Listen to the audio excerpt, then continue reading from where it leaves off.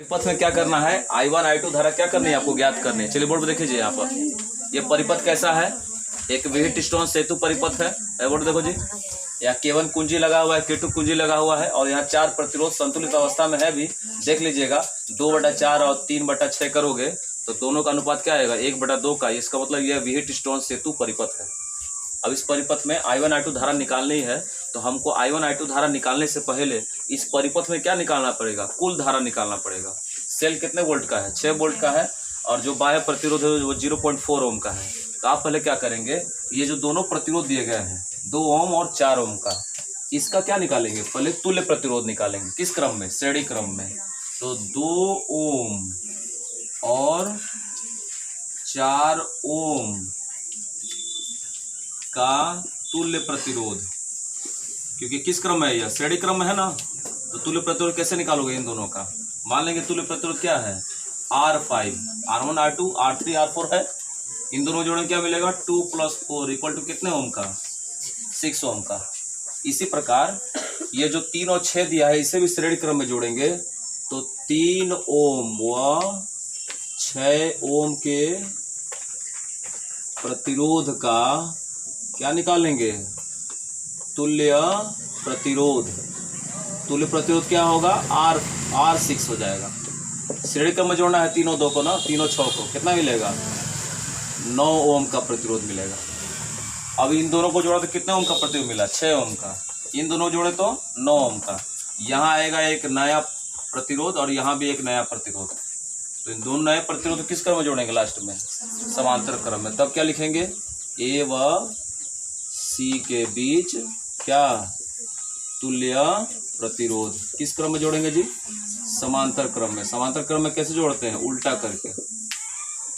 अभी देखिए ये 1/r भी नहीं होगा अभी, अब समझिएगा यहाँ पर। चलो लिख देते हैं 1/r बराबर समांतर क्रम में 1/r5 + 1/r6। समांतर क्रम उल्टा जोड़ते हैं तो 1/r बराबर क्या हो जाएगा, 1/r5 कितना हमारे पास आया था, 6 ओम का।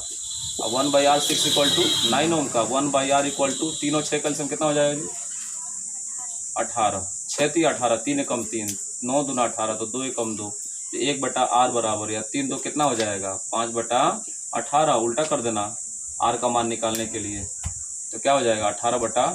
5 से भाग दोगे 3.6 ओम का आएगा। अभी यह पूरा आंसर नहीं है, अभी आप क्या निकालेंगे ये बताओ। ये कैसा है, ये क्या है, आंतरिक प्रतिरोध है कि नहीं है, सेल के बगल में लगा हुआ है। अभी हमने क्या निकाला, ए और सी के बीच तुल्य प्रतिरोध कितना निकाला, 3.6 ओम का। आंतरिक प्रतिरोध कितना है, 0.4 ओम का। तो देखो जी आंतरिक प्रतिरोध कितना ओम का निकला, 0.4 ओम का, क्योंकि सेल के ठीक बगल में लगा हुआ है। अब हमारे पास आंतरिक प्रतिरोध भी है, ए और सी के बीच तुल्य प्रतिरोध भी है, हमारे पास सेल भी है। सेल कितने का है, 6 वोल्ट का है। तो हम जानते हैं कुल परिपथ में क्या निकाल सकते हैं, धारा। कुल परिपथ में धारा कैसे निकालोगे, I = E/R + R, वैद्युत वाहक बल बटा बाह्य प्रतिरोध धन आंतरिक प्रतिरोध। तो I का वैल्यू कैसे निकलेगा, I बराबर कितने वोल्ट का वैद्युत वाहक बल है जी, सेल कितने वोल्ट का है, 6 वोल्ट का। अब बाह्य प्रतिरोध कितने ओम का है, आंतरिक जो प्रतिरोध था ए और सी के बीच वो कितने प्रतिरोध का है, 3.6 का है। और बाह्य प्रतिरोध कितने ओम का है, जिसको हम लोग कहेंगे आंतरिक प्रतिरोध के रूप में, सेल के रूप में, वो कितना है, 0.4 है। तो I = क्या हो जाएगा, 6 कितना हो जाएगा, 306 में 0.4 जोड़ देंगे तो 4 मिल जाएगा।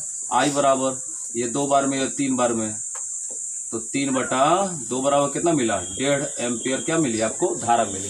पूरे परिपथ में 1.5 एम्पियर धारा। अब पूरे परिपथ में कितने प्रकार की धारा गई हैं, I1 और I2। क्या I = 1.5 एम्पियर, तो I1 + I2 = 1.5 एम्पियर लिख सकते हैं। बताओ, जो धारा बही होगी वो I वाला ही न बहा होगा, इसी का ना विभाजन हुआ होगा। मान 10 एम्पियर धारा इस बोल्ट ने इस सेल ने दिया, तो 10 एम्पियर कितने भाग में बटेगा, मान लो यहाँ 2 है यहाँ 8 है, तो आगे आकर 10 ही ना होगा। यानी अगर कुल धारा कितनी है, 1.5 एम्पियर परिपथ में, तो I1 I2 का वैल्यू कितना होगा, 1.5 एम्पियर। क्योंकि I ही क्या किया, I1 I धारा को 2 भागों में विभाजित कर दिया परिपथ में। ये लिख सकते हैं हम लोग। इसको बना लेंगे समीकरण फर्स्ट। तथा यहाँ देखिए बोर्ड पर 2 ओम और 4 ओम को जोड़े तो कितना ओम का प्रतिरोध मिला, 6 ओम का। तो 6 ओम के प्रतिरोध में कौन सी धारा गई है? I1। तो 6I1 इक्वल टू, अब बताइए इस प्रतिरोध, इस दोनों प्रतिरोध को जोड़े तो कितना ओम का प्रतिरोध मिला था? 9 ओम का। 9 ओम में कौन सी धारा गई है? 9I2। यहाँ कौन सा नियम लग जान रहे हो? किरचॉफ का नियम लग रहा है, या बंद पास का जो मतलब बनाया था वो प्रयोग है। धारा गुणे प्रतिरोध। कितना प्रतिरोध है बाबू? 4 2 6 ओम का। और धारा कौन गई है इसमें? I1 बराबर कितने ओम का प्रतिरोध है? 6 3 9 ओम का। कौन सी धारा गई है? I2। अब देखो क्या करना है, यहाँ से I1 का वैल्यू निकालने के लिए क्या करेंगे? 9I2 बटा नीचे क्या लिख सकते हैं? 6 लिख सकते हैं। ये कट जाएगा 3 बार में और कट जाएगा 2 बार में। क्या मिला? 3I2 बटा नीचे क्या मिलेगा? 2 मिल गया। इस यहाँ मान कहाँ रख देंगे? समीकरण 1 में रख देना, I1 निकल जाएगा। समीकरण 1 में रखो जी, देखो कैसे निकलेगा। जहाँ I1 होगा वहाँ क्या रखेंगे? 3I2 बटा 2 प्लस कितना आगे है? I2 बराबर 1.5। एलसीएम ले लेना। 2 एकम 2, 3 एकम 3, 3 2 5I2 और 2 जाकर 3 गुणा करेगा तो 1.5 दूना 3 होता है। तो I2 बराबर कितना हो जाएगा? 3 बटा 5। 5 से भाग देंगे 3 में तो कितना आएगा? 0.6 एम्पियर। एक I2 धारा क्या हो गई? ज्ञात हो गई। जब I2 धारा ज्ञात हो गई तो I1 कैसे निकालोगे? बताने की जरूरत नहीं है।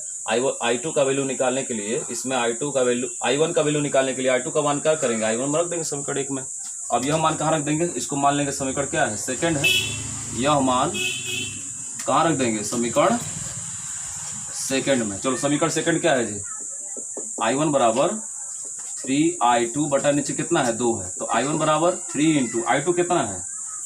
0.6 बाय नीचे कितना? 2। I1 बराबर 6 3 18 1.8 बटा 2। 2 से भाग देंगे तो क्या बचेगा? I1 बराबर 0.9 एम्पियर बराबर।